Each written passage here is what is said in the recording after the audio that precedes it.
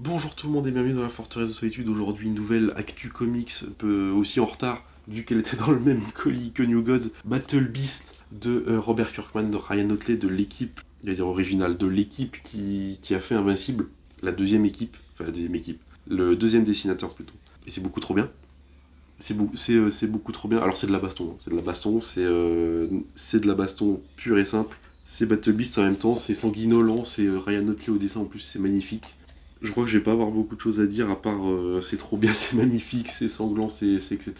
On a les 6 premiers numéros de Battle Beast qui ah oui, ça c'est le fond flouté de la miniature si jamais, qui nous raconte du coup l'histoire de Battle Beast qui reprend directement à ce moment-là où en fait je crois que c'est la première fois qu'on voit Battle Beast dans Invincible. Si vous l'avez lu, vous le savez, mais si vous l'avez pas lu, en gros, à un moment, il se retrouve dans une... Invincible se retrouve dans une tour où il doit... où il a suivi un gars qui est du coup un méchant d'univers Invincible, et du coup il est en mode « Ah, je vous ai piégé, machin », et du coup il ramène Battle Beast. Battle Beast pète la gueule à tout le monde dans la série Invincible, et du coup il part là-dessus en mode « Vous êtes pathétique, machin », et du coup on reprend là directement, et on a la suite du coup de son histoire qui se passe pendant Invincible et pas après ou avant, vu que, spoiler, je vais pas le dire vu que c'est un spoil. Pour la vidéo, j'ai lu que la moitié, j'ai lu les 3 premiers épisodes, mais je sais, j'adore déjà, donc voilà. En gros, de toute façon, pour faire le plot, c'est facile, c'est Battle Beast qui cherche tout simplement des adversaires aussi forts que lui, voire plus forts que lui, pour pouvoir le tuer, parce qu'il considère que... enfin, il considère... Il est né avec une espèce de soif de sang incontrôlable, et du coup, il cherche quelqu'un désespérément pour le tuer, pour le libérer de cette malédiction. Et on va aller de planète en planète pour tout simplement avoir de la baston.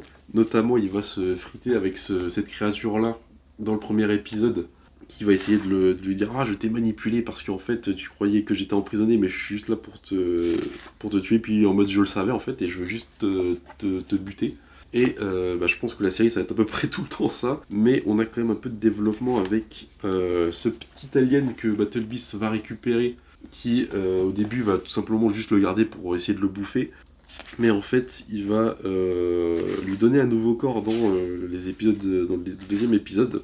Et ils vont se retrouver sur la planète natale de l'alien pour trouver un adversaire à la juste mesure de Battle Beast. Parce que, justement, il lui a dit que il connaissait quelqu'un qui pouvait sans doute le tuer. Et Battle Beast aussi a une relation très particulière avec l'ordinateur du vaisseau dans lequel il voyage, où en fait l'ordinateur est en mode je te déteste, je veux te tuer, du coup je vais te dénoncer parce que tu as fait quelque chose de mal, et c'est trop cool. On a le truc, il a participé à un tournoi dans l'épisode 2 parce que pour récupérer un corps à l'alien, parce qu'il a perdu son corps, il faut qu'il participe à un tournoi pour avoir assez d'argent pour acheter un truc mécanique qui est dans l'arrière-boutique d'un gars. Et du coup, il est en mode, ah, faut que vous participez au tournoi de sang et tout. Puis t'as Battle Beast qui est en mode, vous avez dit le tournoi de sang. Et du coup, il va péter la gueule à absolument tout le monde. Il va récupérer l'argent, il va du coup acheter le corps à l'alien. Parce que je vous ai la. Hop. Il va lui acheter son nouveau corps mécanique, etc. Et c'est trop cool. Ça enchaîne baston sur baston baston sur baston, vraiment. Le rythme est excellent. C'est un truc, je le dis pas souvent, mais vraiment le rythme, on sent vraiment que Kirkman et Otley, on sent qu'il y a de la maîtrise de l'invincible, etc. Donc là, je vous montre, il y a du sang comme pas possible, hein. Si, d'ailleurs, les, les rabats, c'est des giclées de sang, enfin, les rabats à l'intérieur, c'est des giclées de sang de fou. C'est beaucoup trop bien, il y a beaucoup de splash page comme ça. C'est beaucoup trop bien. Oui, c'est 18,50€. En plus, il est épais par rapport à un tome normal. Il n'y a que 6 numéros, mais il est vraiment épais. La qualité des cours, la qualité de papier, etc. C'est super bien fabriqué. Moi, je vous encourage, je vous recommande à l'acheter, à le prendre. Peut-être que vous l'avez déjà lu si vous regardez la vidéo, mais moi j'ai rien d'autre à dire. Juste foncez dessus, c'est beaucoup trop bien. Et a priori, ça devrait être 3 tomes. J'arrive pas, 3 tomes. 3 tomes. Donc là, on en a qu'un, du coup, ça ferait 18 numéros.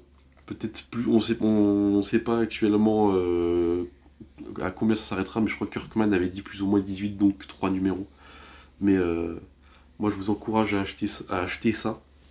à soutenir vos libraires parce que c'est beaucoup trop bien et je sais que ça va cartonner. Et voilà.